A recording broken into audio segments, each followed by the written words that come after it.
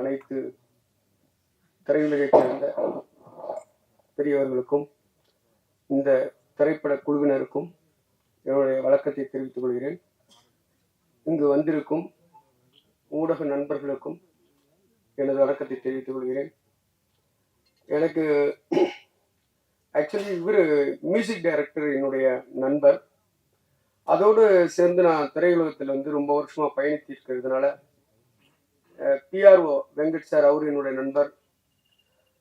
அவரு கிட்டத்தட்ட அந்த இசையமைப்பாளர் என்எஸ்கே எனக்கு கிட்டத்தட்ட 25 வருடமா தெரியும். அப்பையிலிருந்தே மியூசிக் பண்ணணும்னு சொல்லிட்டு முயற்சி பண்ணிட்டு இருப்பாரு. மிகப்பெரிய போராளி. இந்த சமூகத்திற்கான இசையை வழங்கணும் அப்படின்னு சொல்லிட்டு அதற்காக நிறைய பாடல்களை அவர் போட்டிருக்கிறாரு, தனிப்பட்ட ஆல்பமாக. நிறைய நான் அதையும் கேட்டிருக்கேன், ரொம்ப நல்லா இருந்துச்சு. இப்போ இந்த விழாவின் நாயகன் என்எஸ்கே அவர்கள் 4 பாடல் நம்ம பார்த்தோம். எல்லாமே ஒவ்வொரு விதமா வெவ்வேறு விதமாக இருந்தது. அனைத்து பாடல்களுமே அற்புதமா இருந்தது. அவருக்கு சிறப்பான எதிர்காலம் இருக்குதுன்னு நான் நம்புறேன். நிச்சயமா அது நடக்கும். இந்த படத்திலேயே கூட அன்புன்னு சொல்லி கதாநாயகனா அறிமுகப்படுத்தியிருக்கிறாங்க. எத்தன் படத்துல வந்து எனக்கு இவரை பார்த்த உடனே, முகத்தை பார்த்த உடனே எனக்கு மயில்சாமி சார் தான் ஞாபகத்துக்கு வந்தாரு. எத்தன் திரைப்படம் வந்து கும்பகோணத்தில் நடந்தபோது அவர் வந்து ஒரு அவ்வளோ பெரிய ஆர்டிஸ்ட், எல்லோரிடமும் மிக சகஜமாக பழகுவார். அதே சமயத்துல அவரே சமைச்சு போடுவார் எங்களுக்கு. அவரு வந்து அவரு காசுல சமைச்சு யூனிட்ல உள்ள அத்தனை பேருக்கும் போடுவார். எனக்கு ஆச்சரியமா இருந்தது. தர்மம் தலை காக்கும் அப்படின்னு சொல்லுவாங்க. நிச்சயமா அன்பு அவர்களுக்கு அவர் பொருளாதாரமா எவ்வளவு சேர்த்து வச்சிருக்கிறாருன்னு எனக்கு தெரியாது. அருளுள்ளாருக்கு அவ்வுலகம் இல்லை, பொருளுள்ளாருக்கு இவ்வுலகம் இல்லை, அருளாருக்கு அவ்வுலகம் இல்லைன்னு சொல்ற மாதிரி அந்த அவர் சேர்த்து வைத்திருக்கின்ற அருள் இவர் ஒரு பெரிய இடத்துக்கு கொண்டு போகும் அப்படின்னு நான் நம்புறேன். அதே மாதிரி இதுல இருக்கின்ற பாடல்கள், அதுல இருக்கின்ற இவருடைய முக பாவனைகள், இவர் வந்து நடன அசைவுகள், அந்த கதாநாயகி சொன்ன மாதிரி அது எல்லாமே மிக அற்புதமா இருக்கு. ஒரு கதாநாயகருக்கு உண்டான அத்தனை முக லட்சணமும் கொண்டவராக அவர் இருக்கிறார். இவ்வளவு நாள் எப்படி அவர் வந்து இத்தனை வருடமா அவர் இன்னும் வெளிப்படாம இருக்கிறாருங்கிறது எனக்கு ஆச்சரியமா தான் இருக்குது. ஏன்னா மயில்சாமி சாருக்கு அவ்வளவு தொடர்புகள் உண்டு. அற்புதமான மனிதர். அதே சமயத்துல இவருக்கு இவ்வளவு ஒரு திறமை உள்ள ஒரு மனிதராகவும் இருக்கிறார். நிச்சயமா இந்த படத்தின் மூலியமா ஒரு பெரிய அளவுல வருவாரு அப்படின்னு நம்புறேன். அவரை நான் வாழ்த்துறேன். இந்த படத்தினுடைய தயாரிப்பாளர் கார்த்திகேயன் சார் எங்கள் ஊரை சார்ந்தவர். நானும் கும்பகோணம். எனக்கு ரொம்ப சந்தோஷமா இருந்தது. இருக்கிறதுலே வந்து இங்க உள்ள பல பேருக்கு இதை அனுபவிச்சிருப்பீங்கன்னு நினைக்கிறேன். இருக்கிறதே பெரிய பற்று ஊர் பற்று தான். நான்லாம் சென்னை வந்த புதுசுல அப்படியே நின்றுட்டு இருக்கும்போது கோயம்பேடு இருந்து பஸ்ஸு போகும், கும்பகோணம்னு பஸ் போட பக்கத்துலேயே ஃபீல் ஆகி நின்றுவேன். சீரியஸா நான் போய் தெலுங்குல எத்தனை படத்தை ஃபர்ஸ்ட் நான் தெலுங்குல படம் பண்ணேன். தெலுங்கு லாங்குவேஜ் போகும்போது என்ன ஆகும்னா தமிழ் மேல பற்று வந்துருச்சு அது அதிகமா. ஏன்னா தமிழ்ல பேசுறதுக்கு ஆளே கிடையாது எனக்கு. முதல் படம் தெலுங்கு. யாராவது தமிழ்ல பேசுனா அலைவேன் நான். தமிழை கேட்டாலே அப்படி இருக்கும் நமக்கு.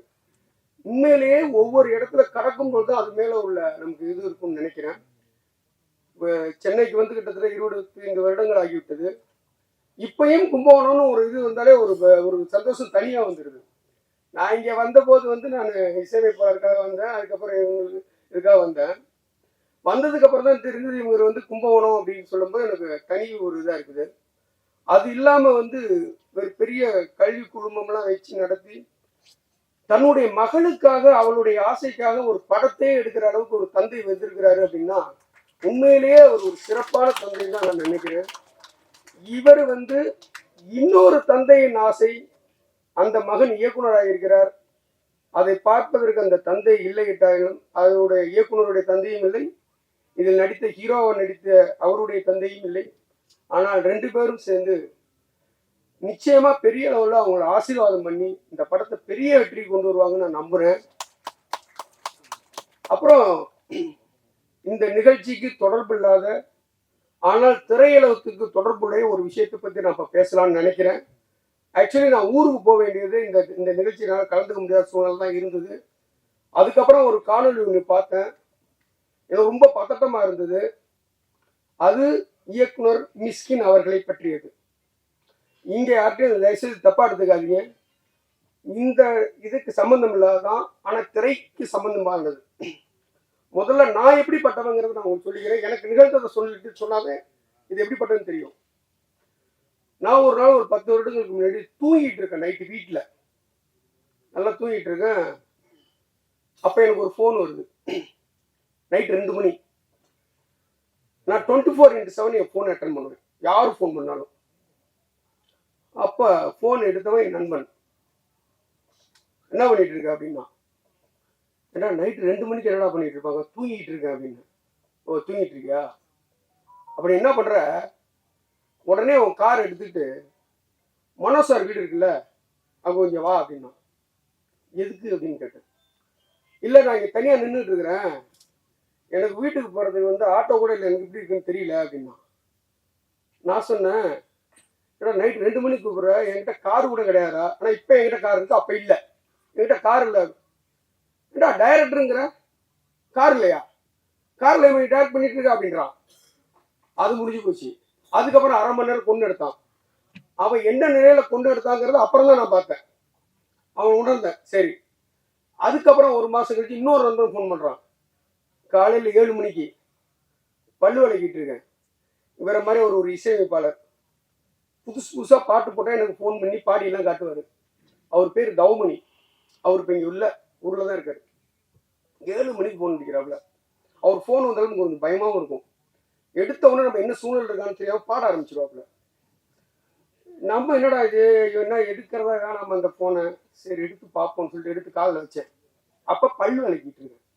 ஹலோ அப்படின்னு. என்ன பண்ணிட்டு இருக்க? பல்லு விளக்கிட்டு இருக்கேன். சரி சரி ஒரு பாட்டு வைக்கிறேன் கேளு. டேய் நான் பல்லு விளக்கிட்டு இருக்கேன்டா.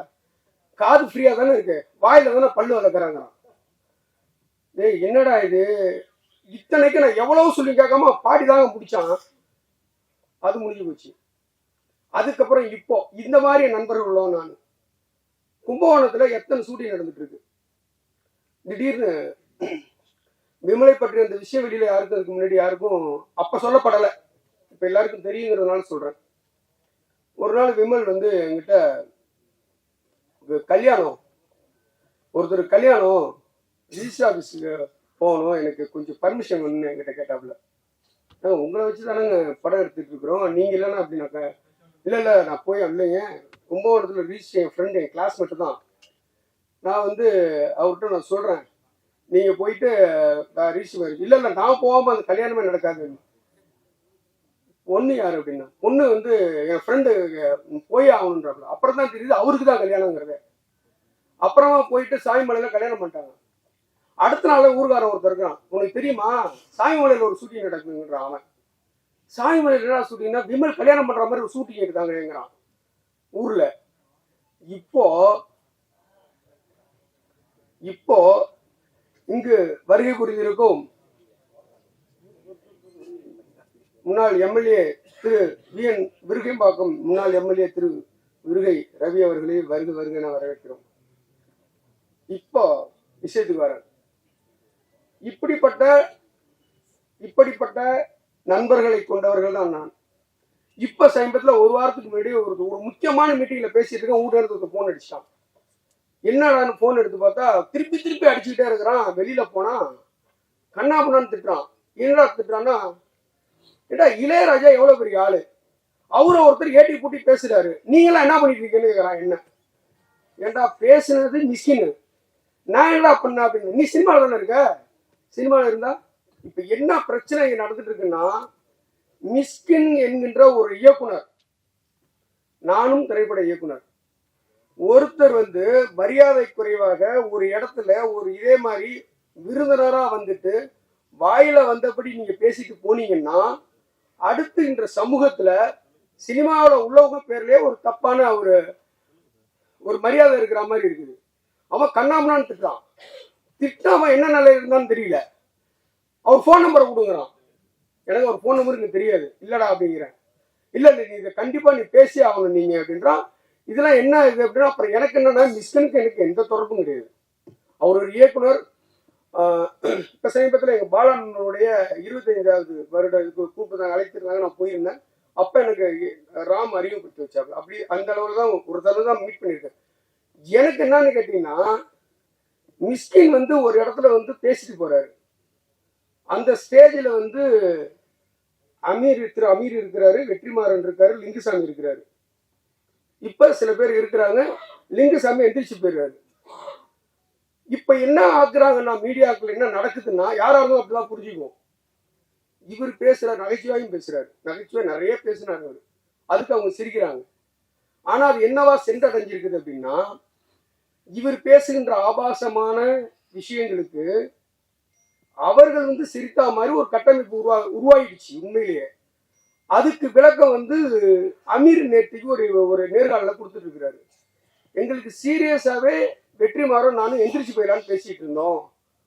ஒரு காணொலியில் வந்துருக்கு. நேற்று இன்டர்வியூ பார்த்தேன். நாங்க எந்திரிச்சு போறதா இருந்தோம். ஆனா ஏற்கனவே லிங்குசாமி எந்திரிச்சு போயிட்டாரு. இப்ப நம்மளும் எந்திரிச்சு போனோம்னா பாய்காட் பண்ணிட்டாங்க, ஆடியோ லான்ச்சில் அவங்களுக்கு ரொம்ப பிரச்சனையா இருக்கு, எந்திரிச்சு போயிட்டாங்கிற மாதிரி ஒரு தப்பான ஒரு இது வந்துடும். அதனால இருந்துட்டு போயிடுவோம்னு சொல்றாங்க. அப்போ இங்கே தவறாக பேசுவது மிஸ்கின். வழியாருனா உட்காந்து வேடிக்கை பார்த்தவங்களாம் பிரச்சனை அனுபவிக்கிறாங்க. ஒவ்வொரு இடத்துல போய் சொல்ல முடியுமா வெற்றிமாறன்? ஆனா உண்மையிலேயே நான் பாலுமகேந்திரா சார் உதவியாளர். வெற்றிமாறனும் நானும் ஒன்னா பணிபுரிஞ்சிருக்கோம். வெற்றிமாறன்கிறவர் எப்படிப்பட்டவர், எவ்வளவு புத்தகங்கள் படித்தவர், எவ்வளவு படித்தாளுங்கிறது பக்கத்துல இருந்த எனக்கு நல்லா தெரியும். மிஸ்கின் என்கின்ற நபர் எத்தனை புத்தகங்கள் படித்தாருங்கிறது நமக்கு தெரியாது. ஆனா அவர் எந்த ஆடியோ லான்ச்சுக்கு வந்தாலும் தமிழ்ல எழுத்தாளர்களே இல்லையா, தமிழ்ல திரைப்பட இயக்குநர்களே கிடையாதா? சரி, நீங்க ரசிச்சுட்டு போங்க. நீங்க வீட்டுல இருந்து கிளம்பும் போதே ஒரு முடிவோட கிளம்புறீங்க. என்னன்னா இன்னைக்கு யார போய் திட்டலாம். இப்ப இது இன்னொரு அசௌகரியம் இருக்கு. ஸ்டேஜ்ல வந்து இவரை விட சின்ன வயசு பசங்களா இருந்துட்டாங்கன்னா அவனுக்கு சந்தோஷப்படுறாங்க. தம்பி தம்பின்னு கூப்பிட்டா. நார்மலா அப்படி திரும்பினாலே இவரோட வயசு அதிகமா இருந்தா பயப்படுறாங்க. ஐயோ இவன் நம்மள வாடக்கூடாதுன்னு கூப்பிடுவாங்க. உண்மையிலே நடக்குது. கொட்டுக்காலின்னு ஒரு படம் உண்மையில நான் அன்னையில இருந்து ஸ்டார்ட் பண்ணேன். எனக்கு இன்னொன்று என்னன்னா, மிஸ்கின் படைப்புகள் மீது எனக்கு எந்த விமர்சனமும் கிடையாது. மிக அற்புதமான ஒரு படைப்பு. அதுல என்ன பிரச்சனையும் எனக்கு கிடையாது. ஆனா அதுல எடுக்க வேண்டிய பெயரை நீங்க ஏன் வந்து ஒரு இடத்துல பேசி கெடுத்துக்கிறீங்க? நீங்க கெடுக்கிறது இல்லாம நீங்க உட்கார்ந்து இருக்கிறத பக்கத்து சீட்டுக்காரர்களா ஏன் பிரச்சனை உண்டு பண்றீங்க? நீங்க இதுக்கப்புறம் பத்திரிகையாளர்களை கொதி செல்கிறாங்க. உண்மையிலே நாகரிகங்கிறது இப்ப நானே இங்க பேசினா கூட சில சமயம் நாகரிகங்கிறது நீங்க வந்து வெளியில வந்து பேசுவீங்க. இது ஒரு நாகரிகத்தை நீங்க கடைபிடிக்கிறீங்க. ஆனா அதற்காக நான் பேசிய எல்லா வார்த்தைகளுக்கும் உங்களுக்கு சம்மதமா இருக்குன்னு நான் நினைச்சேன்னா நான் என்னை விட ஒரு முட்டாள் வேற யாருமே கிடையாது. இப்போ இன்னொன்னு சொல்றேன். உலகத்துல உள்ள எல்லா புத்தகத்தையும் படிச்சு இந்த அன்பை போதிச்சுன்னு லாஸ்டா பேசுற. திருக்குறள் படிச்சிருக்கியா நீ? திருக்குறள்னு ஒண்ணு தமிழ்நாட்டுல இங்க இருக்கிற இந்திய பிரதமரே திருக்குறள் பெருமையை பத்தி வெளிநாடுகள்ல பேசுறாரு. இங்க இருக்கிற ஒவ்வொருத்தவங்களும் தமிழ்நாட்டின் கௌரவமா இருக்கு, திருக்குறளா இருக்குது. அதுல ஒருத்தர் தான் இசைஞானி இளையராஜா. நீ இளையராஜாவை வந்து அவர் இசை பேரரசு. அதுக்கும் மேல இந்த நூற்றாண்டிலேயே இந்த உலகத்தை, இந்த தமிழ்நாட்டை இவரை போல ஒருத்தன் மக்களை மகிழ்ச்சிய கலையை கிடையாது. இன்னும் சொல்ல போனா இசைஞானி ஒருத்தர் பிறக்கும் போது தாளாட்டு, சாவுற வரைக்கும். இன்னொன்னு, நீங்க உங்களை மாதிரி ஆட்கள் வந்து பிபி ஏத்துற மாதிரி ஏதாவது பேசிட்டு போறீங்க. அவரு ஒரு டாக்டர். அவ்வளோ விஷயங்கள் அவர் வந்து இன்னைக்கு வந்து அவர் இல்லைன்னா நிறைய சேனல் கிடையாது, எஃப்எம் கிடையாது. அவ்வளோ பெரிய மனிதன். நீ போற போக்குல வந்து அங்கிருந்து வந்து அவன் இளையராஜன் என்ன சைடிஸ் அவர் உனக்கு எப்படி நீ பேசலாங்க? அப்போ நீ திட்டுற. இன்னொன்னு பேசலாம், நான் வந்து அவரு மேல அவ்வளோ மரியாதை வச்சிருக்கிறேன், ஒரு காலை போய் முத்தமிடுவேன்லாம் பேசுறீங்க. ஓகே, அந்த மரியாதைக்கு நீங்க கொடுக்குற விளையாது இப்படிதான் பேசுவீங்களா? ஒரு பொது நாகரிகம் மேடையில அதே மாதிரி கொட்டுக்காளி மேடையில் அந்த படத்துல வந்துங்க அவ்வளவு அருமையா இருக்குதுன்னு சொல்லி அவ்வளவு விஷயங்கள் கொட்டுக்காளியை பத்தி எல்லாரும் இயக்குனரும் பேசுறாங்க. நீ உதாரணத்துக்கு என்ன சீனை சொல்ற, எந்த சீனை நீ சூரிய நடிப்புல நடிச்சதுல பிடிச்சதுன்னு சொல்ற, என்ன சொல்றீங்கன்னா மறுநாளே இது பரபரப்பாகுன்னு நீ நினைக்கிற, அதுக்காக எல்லோரும் முகம் சுளிக்கிற மாதிரி விஷயத்த சொல்ற. இது எப்படி சரி? ஒரு ஒரு மேடையில வந்து நீ பேசுறது எல்லா மனிதர்களும் வந்து நீங்க மேடையில் இங்க இருக்கிறவங்களுக்கு கிடையாதுங்க, இது கிடையாது. இன்னைக்கு யூடியூப் உலகம் பூரா போயிடுச்சு. நீ எது பேசினாலும் உலகம் பூரா பாக்குறான்.